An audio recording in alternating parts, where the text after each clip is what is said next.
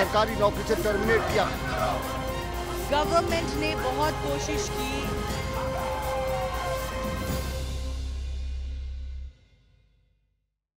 स्वागत है आप सबका डे नेट के विशेष कार्यक्रम खुली बहस में। खुली बहस में आज है हम श्रीनगर में, जहां हमारे साथ सत्ता विपक्ष के नेता लोग शामिल हैं, जिसमें डॉक्टर हरबख्श सिंह पीपल्स डेमोक्रेटिक पार्टी से है, जो युवा लीडर है। वही हमारे साथ मौजूद है रमेश अरोड़ा भारतीय जनता पार्टी से, जो स्टेट वाइस प्रेसिडेंट है। आम आदमी पार्टी से हमारे साथ मौजूद है शेख मुजफ्फर, और वही हमारे साथ मौजूद है महिला कांग्रेस से शमीमा सोपोरी, जो जनरल सेक्रेटरी है महिला कांग्रेस विंग की। आज हम विशेष कार्यक्रम में बात करेंगे विकास की, यानी कितना विकास इतने सालों में सरकार ने किया। हालांकि फिलहाल हमारे साथ नेशनल कॉन्फ्रेंस से रिप्रेजेंटेटिव मौजूद नहीं है, जो हम उम्मीद करते हैं बाद में हमारे साथ ज्वाइन करेंगे। लेकिन सबसे पहले मेरा पहला सवाल जो जाएगा वो पीडीपी को जाएगा, और मैं पूछना चाहूँगा डॉक्टर साहब से, आप बताइए पिछले इतने सालों में नेशनल कॉन्फ्रेंस ने विकास नहीं किया, ये पीडीपी का मानना है, क्योंकि मैनिफेस्टो जो आपका है, इस साल का लोकसभा चुनाव हो रहे हैं और उसके बाद जो विधानसभा के चुनाव होने जा रहे हैं, तो पीडीपी ऐसा क्यों मानती है? ये पीडीपी का मानना नहीं है। ये आपको जो पूरा पब्लिक के पास पूरा डाटा है, आप लोगों के पास भी है, मीडिया के पास भी है। यहाँ आप देखिए, ये जो आप यहाँ पे थोड़ा सा देख रहे हैं, कुछ थोड़ा सा नज़र आ रहा है खूबसूरती, तो ये पीडीपी के टेन्योर में हुआ है। उसके बाद इसमें कुछ नहीं ऐड हुआ। इस बार आप जनता के बीच वोट मांगने जा रहे हैं, पीडीपी को लोग क्यों वोट दें, और आपके क्या मुद्दे रहेंगे जिनको लेकर आप लोकसभा जाएंगे या विधानसभा में लोगों के सामने जाएंगे? हमारा जो एजेंडा फॉर एक्शन है, जो हमारा मेन है, कि जिसके लिए हम सबसे पहले ट्रस्ट डिफिसिट जो है बिटवीन पीपल ऑफ कंट्री, जो हिंदुस्तान की सारी जनता और जम्मू कश्मीर की स्टेट की जनता जो है, उसके दरमियान जो ट्रस्ट डिफिसिट है, उसको ख़त्म करने की हमारी कोशिश रहेगी। उसके बाद है कि जम्मू कश्मीर से पीडीपी को मैंडेट इसलिए चाहिए कि being a Muslim majority state, न कि जम्मू कश्मीर की रिप्रेजेंटेशन, बल्कि हिंदुस्तान के मुसलमानों की और माइनॉरिटीज़ की रिप्रेजेंटेशन ऐवान में की जाए। आपसे पूछना चाहूँगा, बीजेपी के हवाले से अगर बात करेंगे तो कश्मीर घाटी में खासतौर पर बीजेपी का जो एग्जिस्टेंस है वो बहुत कम देखा जाता है, तो आप अपना ग्राउंड कश्मीर घाटी में बीजेपी का क्या देखते हैं? पहली बात तो यह है कि मैं आपसे डिसएग्री करता हूँ। हालात ज़रूर थे कि जिस समय बीजेपी के बारे में प्रश्न चिन्ह 1975 तक एक इंदिरा गांधी के रिजीम में, जब तब इमरजेंसी नहीं लगी, लोगों में क्रिमिनल कह कह के कि बीजेपी उस समय पहले जनसंघ, उसके फिर जनता पार्टी, एक प्रकार का पोस्टर देने की कोशिश की गई थी आज तक कांग्रेस द्वारा कि बीजेपी क्रिमिनल है, और लोगों को कन्फ्यूज़न भी था। लेकिन इस बार मैं इत्तेफाक इसलिए नहीं रखता कि इस बार के चुनाव में मीडिया ने भी ये रिपोर्ट किया है, बाकी जो ज़मीन बोल रही है कि कोई जगह ऐसी नहीं होगी जहां पे हमारे कैंडिडेट नहीं पहुंचे, कोई एरिया ऐसा नहीं होगा जहां हमारे रिप्रेजेंटेटिव नहीं गए, और पार्टी ने ईमानदारी से हर जगह यहां के लोकल मुद्दों को लेकर नेशनल मुद्दों को उठाते हुए चुनाव लड़ा है। आज हमें किसी के पास जाने में वो दिक्कत नहीं है, इसलिए इस बार के रिजल्ट बीजेपी के एग्जिस्टेंस बताएंगे। जो प्रश्न चिन्ह यहाँ बना रहता था वो इस बार खत्म होगा। आम आदमी से पूछना चाहूँगा, आम आदमी जो अपना इलेक्शन कैंपेन है यहाँ पर बड़े शोरगुल से कर रही है, तो आपको लोग क्यों वोट करेंगे? देखिए, अगर हम पहले एनसी का मैनिफेस्टो देखेंगे 2009 का, तो उन्होंने उसमें बताया था ऑटोनॉमी पे बहुत जोर दिया था। उसके साथ साथ उन्होंने अपसपा पे जो डिस्टर्ब एरिया एक्ट था उस पर भी बहुत सारा जोर दिया था कि इस बार हम वो काम कर लेंगे, वो हटा देंगे उन एरिया से। और साथ में उन्होंने वुमेन्स के लिए एक यूनिवर्सिटी का भी बताया था। खाली एक ही काम उन्होंने किया था, वो RTI 2009 में, तो उस पर भी जो हमारे कैंडिडेट है डॉक्टर राजा मुजफ्फर भट्ट साहब, तो उन्होंने उसको इम्प्लीमेंट करने में और बाद में उसको। लोकसभा में आपका एजेंडा क्या रहेगा? क्या मुद्दे लेकर जाएंगे कश्मीर घाटी की? देखिए, जो बड़े बड़े मसाइल हैं उन पे तो बात होती रहती है, लेकिन जो बुनियादी मसाइल हम चाहते हैं फार फ्लंग एरिया में, तो वहाँ पे हमने देखा कि आज जी, जैसे आम आदमी पार्टी का मानना है कि वो महिलाओं को लेकर कुछ करेंगे जो बाकी सरकारें नहीं कर पाई अगर उन्हें मौका मिलता है, तो आप मानती हैं कि महिलाओं को लेकर खासतौर पर जो भी पॉलिटिकल पार्टीज है, चाहे नेशनल कॉन्फ्रेंस की बात करें, क्योंकि आप महिला विंग से है, खुद कांग्रेस है, तो क्या क्या किया अभी तक सरकार ने? अगर आप कांग्रेस की बात कर रहे हैं तो हम पूरे हिंदुस्तान में कहेंगे कि महिला का सबसे ज़्यादा जहाँ भी महिला है वो सिर्फ कांग्रेस के पास है, क्योंकि उन्होंने महिलाओं के विकास के लिए ऐसे ऐसे काम किए हैं कि महिला आगे बढ़ी है। रही हमारी स्टेट की बात तो जनता जानना चाहती है क्या क्या विकास के काम किए महिलाओं को लेकर। अब आप यहाँ हम स्टेट का लेते हैं तो स्टेट में इन्होंने हिमायत तो आपने सुना ही होगा, एक स्कीम निकाली है, उम्मीद निकाली है, वो उसमें महिलाओं का भी ज़्यादा योगदान है उनके मुश्किल दूर करने के लिए। और ये तो सीधी बात है, जहाँ भी महिला जाती है हम हर एक तरह से प्रोटेक्शन चाहती है, क्या कांग्रेस उसको मिले हर एतबार से। इसके बाद आता हूं मैं, कुछ हमारे साथ वरिष्ठ पत्रकार लोग यहाँ पर शामिल और जनता भी हमारे साथ है, लेकिन पहले शमीमा जी की बात पर मैं रिबट लेना चाहूंगा डॉक्टर साहब से, जिनसे पूछना चाहूंगा कि इन्होंने स्कीम्स की बात की खासतौर पर महिलाओं को लेकर। आपको लगता है इस तरह की स्कीमें हैं जो यूथ के लिए या महिलाओं को लेकर है वो लोगों तक पहुँचती है? इट इज़ अनफॉर्चुनेट कि इन्होंने उड़ान और हिमायत की बात की, लेकिन ग्राउंड सिचुएशन जो है उसमें हिमायत और उड़ान का आज तक जिन्होंने भी कहीं पे कोई क्रैश कोर्सेज हुए हैं, कुछ हुए हैं, आज तक उनकी प्लेसमेंट कहीं नहीं हुई है। मुझे ये डाटा दे दें कहाँ पे कितनी प्लेसमेंट हुई है। रही आप बोल रहे हो महिलाज की बात, तो अगर ये इतने वरीड है यहाँ से तो फिर ये महिला कैंडिडेट को यहाँ पे किसी को देते। फिलहाल ब्लेम गेम जारी है। जनता से मैं सवाल लेना चाहूंगा कि क्या क्या ग्रीवेंसेस है, आप बताएं क्या क्या नहीं हुआ जो होना चाहिए था। ये बताएं कि बेरोजगार नौजवान के लिए इन्होंने अपना सरफहरिस्त में क्या नाम रखा है? क्या इनके एजेंडे में यहाँ जो घिसे पिटे लोग, जो नौजवान तबका बेरोजगारी की वजह से गलत गलत रास्तों में मुलविस हो रहे हैं, उनके लिए इनके पास क्या है? फिलहाल नेशनल कॉन्फ्रेंस का रिप्रेजेंटेटिव यहाँ नहीं है, लेकिन ये सवाल मैं भारतीय जनता पार्टी से करूंगा, क्योंकि सेंटर में फिलहाल इनका दावा है कि बीजेपी वेव है। अगर इनकी सरकार सेंटर में आती है, भले ही कश्मीर घाटी में इनका रिप्रेजेंटेशन कम ही है, लेकिन वहां पर सेंटर में अगर बीजेपी की सरकार आती है तो कश्मीर घाटी के युवाओं के हवाले से आप क्या करेंगे? हमारा ये मानना है कि कश्मीर घाटी के युवाओं के हवाले से पहली बात तो यहाँ पे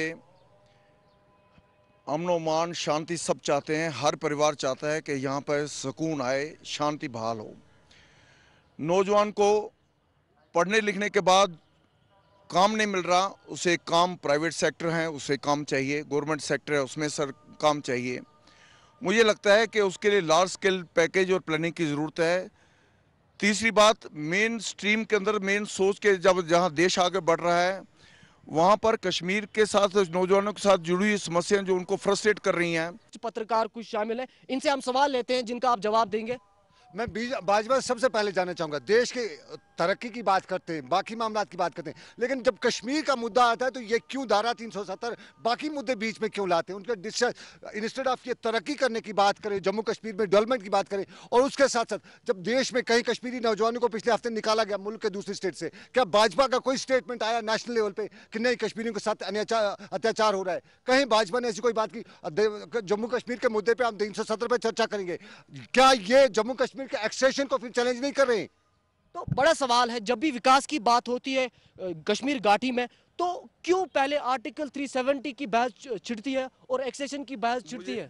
मुझे एक पत्रकार भाइयों का प्रश्न बड़ा अच्छा है, लेकिन एक यहाँ पर तकलीफ होती है। आर्टिकल 370 को लेकर नौजवानों में और जर्नल कंसेप्शन क्या दिया गया पॉलिटिकल पार्टीज द्वारा? मैं एक मिनट कंसेप्शन क्या दिया गया कि लोग बाहर से आ जाएंगे, यहाँ पर ज़मीनें कब्जा हो जाएंगी, वो पावर ग्रैब कर लेंगे। मुझे लगता है कि 370 का इस स्टेट सब्जेक्ट से डॉक्टर साहब से रिपोर्ट लेना चाहूंगा। डॉक्टर साहब, आप सहमत हैं? मैं बिल्कुल सहमत नहीं हूँ बीजेपी से। 370 जम्मू कश्मीर की सालिमियत और जम्मू कश्मीर की आइडेंटिटी है। जिस दिन भी सर आपने बोल लिया, मैं बोल लूँ फिर जवाब देंगे आप। जिस दिन भी जम्मू कश्मीर की सालिमियत और यहाँ की आइडेंटिटी को ख़त्म करने की कोशिश की जाएगी, पीडीपी हमेशा उसके खिलाफ रहेगी। हम 370 को और मजबूत बनाना चाहते हैं, हम 370 के लिए कुछ भी कर सकते हैं। आम आदमी से पूछना चाहूंगा, आपका क्या स्टैंड रहेगा? अगर विकास की बात होती है तो भारतीय जनता पार्टी जब भी बात करती है तो पहले आर्टिकल 370 की बात करती है, तो विकास के हवाले से आम आदमी पार्टी का क्या स्टैंड रहेगा? जो कि विकास NHPC जो हमारा सबसे बड़ा रिसोर्स है हमारा यहाँ कश्मीर में, तो उसमें अगर हम देखेंगे खाली हमारी स्टेट को 12% मिलता है, तो 88% तो बाहर ही जाता है। अगर हमारा जो मैनिफेस्टो है उसमें हमने ये लिखा है कि पावर प्रोजेक्ट जो भी है हम वापस लाएंगे, तो उससे एक फ़ायदा होगा कि हमारा जो यहाँ पे जितना भी बेरोज़गारी है उसमें उस पर बहुत ज़्यादा कंट्रोल होगा। तो जहाँ तक 370 आर्टिकल का है, तो ये तो हमारी सालमियत है, ये तो इसमें तो हमारा पूरा ध्यान इसी पे है कि इसका हम किसी भी हद तक जा सकते हैं इसका बचाव करने के लिए। अरोड़ा साहब, आपके पास आऊंगा, आपकी बात मैं सुनूंगा, लेकिन एक और सवाल लेता हूं क्योंकि बीच में नेशनल कॉन्फ्रेंस से सारा जी ने हमें ज्वाइन किया है। पहले सवाल मैं लेना चाहूंगा यहाँ से। नहीं, एज ए जर्नलिस्ट में मैं यहाँ पे बात करूँगा कि यहाँ पे लोगों ने ये जो पॉलिटिकल पार्टीज ने जो पार्टी मैनिफेस्टो रखा है वो जिसमें आर्टिकल 370 रखा है, किसी ने ऑटोनॉमी रखा है, किसी ने सेल्फ रूल रखा है। मुझे लगता है उससे बेहतर है कि जो यहाँ पे बेरोज़गारी है उसको रखते, जो यहाँ पे अपने रिसोर्सेज है उसको कश्मीर में कैसे, जम्मू कश्मीर स्टेट में कैसे यूटिलाइज अच्छे से करना है, जिसमें ज़्यादा से ज़्यादा शेयर जम्मू कश्मीर के लोगों को मिले, वो होना चाहिए। एजुकेशन होनी चाहिए। तो कुल मिलाकर आपसे एक सवाल लेते हैं। इरफान, मैं सबसे पहले एक चीज़ जानना चाहूँगा, हमारे जितने भी पॉलिटिशियंस हैं जम्मू कश्मीर के पॉलिटिकल इश्यूज़ पे बात करते हैं, जो ग्राउंड सतह पे हमारे यहाँ रोड नहीं है, बिजली, दुनिया की पहली स्टेट शायद जम्मू कश्मीर हो सकती है जिसके अपने वाटर रिसोर्स, लेकिन बिजली खुद की नहीं है। उसके साथ साथ अब ये भी देखिए हमारे पॉलिटिकल नेता कहें टाइम क्या देते हैं। सारा जी, आपसे सवाल लेना चाहूंगा। नेशनल कॉन्फ्रेंस से एक अहम मुद्दा है, जब भी यहाँ विकास की बात होती है तो सबसे पहले कश्मीर को पॉलिटिकल इशू बनाया जाता है, विकास वहीं का वहीं रह जाता है। नेशनल कॉन्फ्रेंस का क्या रहेगा स्टैंड?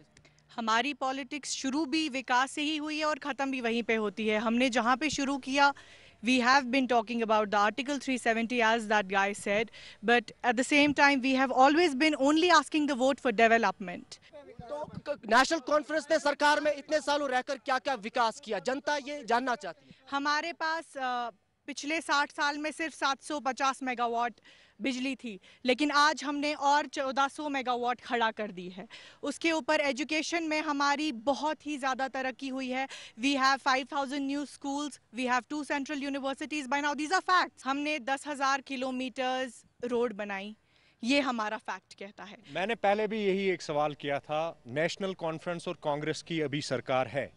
2009 में जब ये सरकार आई तो युवाओं को आगे लाने का इनका प्रोग्राम था। आज सरकार खत्म होने का पीरियड आ गया है, तो आज भी यहाँ नौजवान, वही बेरोजगार नौजवान, इनसे यही सवालिया निशान लगाना चाहता है कि मेरे लिए आपने क्या किया इस दौर में, और आने वाले दौर में मैं आपको ही क्यों चुनूं। तो सारा जी, कुल मिलाकर बात यहाँ पे आती है कि सरकार खाली दावे करती है। पहले जब नेशनल कॉन्फ्रेंस का जो एजेंडा था वो यूथ को एम्पावर करना था, उनके लिए काम करना था, लेकिन वो हुआ नहीं। ऐसा क्यों? काम हुआ, किसी भी चाहे आप खित्ते की बात करें काम हुआ, चाहे एजुकेशन की बात करें, पावर की बात आप कर रहे हैं, हाँ बेशक आपकी 3 दिन आपकी इलेक्ट्रिसिटी चली गई, लेकिन आप अमेरिका को भी ले जाएं, जब स्नो रेज होगा तो इलेक्ट्रिसिटी नहीं रख सकती, बर्फ पड़ती है तो पूरा नहीं, 3 दिन आप इलेक्ट्रिसिटी नहीं रख सकते। आप दुनिया के सबसे बड़े जवाब लेना चाहेंगे? सेल्फ रूल में हमने क्लियर कट पॉलिसी दी है, और जो आज हम निकले हैं एजेंडा फॉर एक्शन, हमने पूरा यूथ्स के लिए सबसे पहले जो जॉब पॉलिसी है इनकी वो हम खत्म करेंगे 3500 में। दिस इज शेम, पूरे वर्ल्ड में कोई एक आदमी जो PhD पढ़ता आदमी, हम भिखारी हैं। नेशनल कॉन्फ्रेंस का भी दावा था कि हम अनएम्प्लॉयड यूथ को नौकरियां देंगे, लेकिन अभी तक वैसा कुछ हुआ नहीं। Self rule is nothing but a सिनोनियम of autonomy. If you go open the dictionary आपको मिलेगा कि सेल्फ रूल का मतलब वही है जो ऑटोनॉमी का मतलब है। We are not discussing self rule. विकास के हवाले से बात कीजिए। टू डेवलपमेंट, आप मुझे बताएं, हमने 5000 नए स्कूल खड़े किए, हमने 2 सेंट्रल यूनिवर्सिटीज़ दी, हमने 1 लाख यूथ को एडजस्ट किया। मैं मानती हूं कि सरकारी जॉब्स और ज़्यादा होनी चाहिए, लेकिन इस वक्त हमारे पास स्कीम्स जो हैं उड़ान, उम्मीद, उनके तहत हमने 17,000 यूथ को बाहर भेजा है स्किलफुल ट्रेनिंग के लिए। आपके पास आऊंगा, मैं पत्रकारों के पास, जनता से भी सवाल लूंगा, लेकिन पहले बीजेपी से जानना चाहूंगा। आपने दोनों पक्ष को सुना, आप सहमत हैं? क्या कहेंगे? हमारा ये मानना है कि विकास तो हुआ है, विकास कुछ नेताओं का हुआ है, लगभग 200 परिवार हम लोगों ने उसकी लिस्ट भी तैयार की है जिनका विकास हुआ है। विकास विकास विकास खुद का हुआ। तो यहाँ से सवाल लेना सवाल जानना चाहूंगा। मैडम ने कहा जम्मू कश्मीर में हमने बहुत सा विकास किया। मैं मैडम से जानना चाहता हूँ, अक्सर ये ब्लेम करते हैं जो यहाँ पे पत्थर मारने वाले कहते हैं इनकी डेवलपमेंट, इनके पास पैसा, अनएम्प्लॉयमेंट नहीं है। अगर उनके अनएम्प्लॉयमेंट की वजह से वो पत्थर मारे तो उन पर टीयर गैस के बजाय पैलेट गन क्यों चलाए जाते हैं? नंबर 1। नंबर 2, PDP के हमारे नेता ने कहा कि नेशनल कॉन्फ्रेंस के लोगों ने जी इन्होंने जी करप्शन किया, बॉब स्कैंडल। मैं PDP के नेता से जानना चाहूंगा, जब पिछली बार इनकी सरकार की थी जिनको इन्होंने सरकारी नौकरी से टर्मिनेट किया, बोला ये करप्ट है, उसके बाद उन्हीं को अपनी पार्टी में अच्छे पदों पे लाया, PDP किस तरह कहेगा कि हम दूध के धुले हुए हैं? PDP नेशनल कॉन्फ्रेंस दोनों से जवाब लूंगा, लेकिन पहले आम आदमी पार्टी से पूछना चाहूंगा। आपने सब पक्ष को सुना, तो आम आदमी पार्टी का क्या स्टैंड रहेगा? आम आदमी पार्टी का स्टैंड ये रहेगा कि जो भी हमारे आज तक यहाँ से गए हैं MPs, तो पिछले 5 साल में जो हमारे यहाँ के MP है उनने 250 से 300 तक के सवाल पूछे हैं वहाँ से। जो हमारे राज्यसभा में थे मोहम्मद शफी उड़ी, तो उनने 0 क्वेश्चन पूछा है। तो हमारे वो असदुल्ला ओवैसी है, उन्होंने 1100 क्वेश्चन। ये भी एक अहम मुद्दा है। यहाँ से MP चुन के जाते हैं तो पार्लियामेंट में वो बात नहीं करते लोगों की, तो ये भी एक सीरियस इशू है। पहले आपसे जवाब लेना चाहूंगा। जो चाहे 2010 में हुआ या उससे पहले या उसके बाद हुआ, कि जहाँ पे टीयर गैस शेल चलाना चाहिए था वहाँ पे शायद बुलेट चला, वो बहुत गलत हुआ। क्यों चला? अब चल गया, सरकार को सिचुएशन कंट्रोल, बेशक गवर्नमेंट ने बहुत कोशिश की। नहीं, एक minute please, let me speak, you don't have to do that. तो ऑब्वियसली जो हुआ वो बहुत गलत हुआ, लेकिन आप जानते होंगे कि हमारी सिचुएशन बहुत आउट ऑफ कंट्रोल थी 2010 में।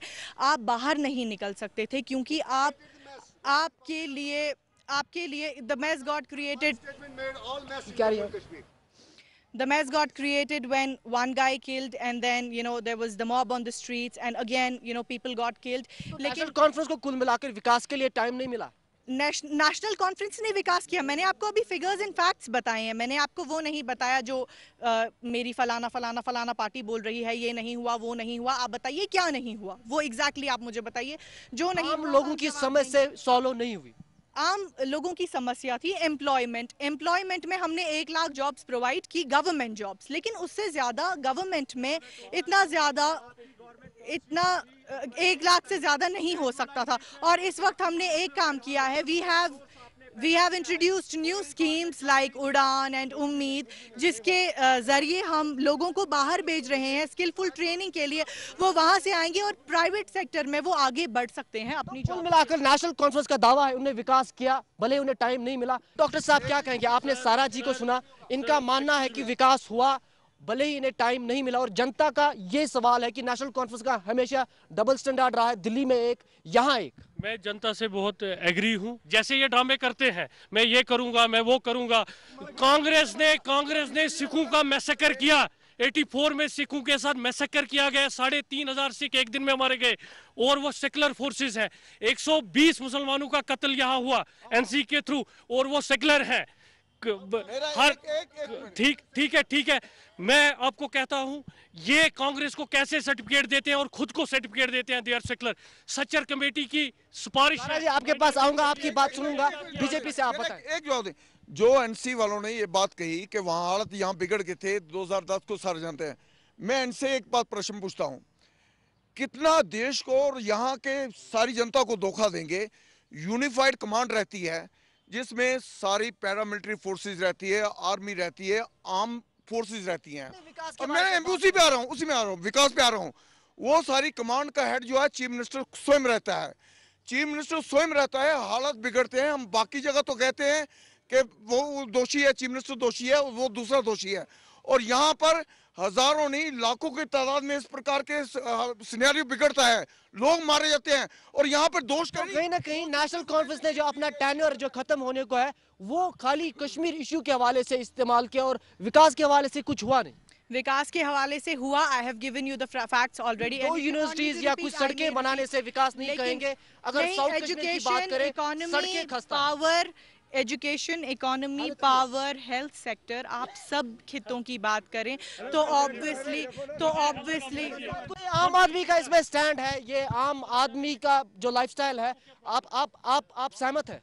नहीं, हम सहमत बिल्कुल भी नहीं है, क्योंकि आम इंसान जो बहुत ज़्यादा सफ़र कर रहा है, तो जो हमारी ये सिटी है, श्रीनगर सिटी, ये 10 साल पीछे हो चुकी है। यहाँ पे बस सर्विस नहीं है, स्ट्रीट लाइट्स नहीं है, यहाँ पे ड्रेनेज सिस्टम नहीं है। तो गांव में तो वहाँ की तो बात ही छोड़िए, सिटी में भी कुछ नहीं है। हमारे डाउनटाउन एरिया में एक कमरे में 4-4 फैमिली रहती है, तो उनका क्या विकास हुआ है? तो पूरा इनका भी जो इनका सारा सिस्टम है करप्ट हो चुका है। वो हमें इनको लोगों को चेंज की ज़रूरत है, change the law of nature. तो लोगों को अब एक अच्छा अल्टरनेटिव मिल रहा है आम आदमी पार्टी। तो मैं 2 सवाल जनता से लेता हूं, उसके बाद मैं कंक्लूडिव कमेंट्स लेता हूं आपसे। आपको जनता क्यों वोट करेगी, उसके बाद आपके पास आता हूं। एक सवाल यहां से लेता हूं। सारा जी से मेरा सवाल है, इन्होंने कहा कि हमने 1 लाख बेरोजगार नौजवानों को अकोमोडेट किया है।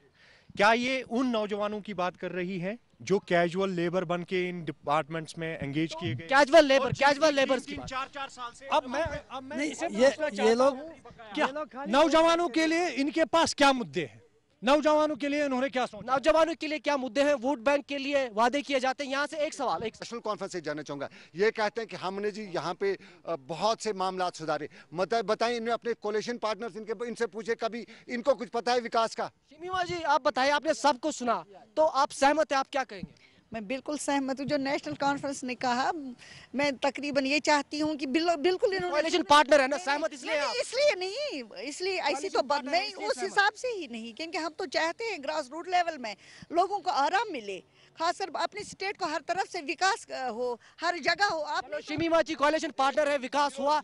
सारा जी, आपसे पूछूंगा, वोट बैंक के लिए पब्लिक से वादे किए जाते हैं, वो पूरे नहीं होते। जैसे जनता ने सवाल किया कि रोजगार देने का वादा किया था, लेकिन वो हुआ नहीं। रोजगार सिर्फ हमने एजुकेशन डिपार्टमेंट में ही 27,000 नए एडजस्टमेंट्स किए हैं, चाहे वो कैजुअल लेबर्स हों, चाहे वो परमानेंट। आपको आने वाले चुनाव में, लोकसभा के चुनाव में जनता क्यों वोट करे?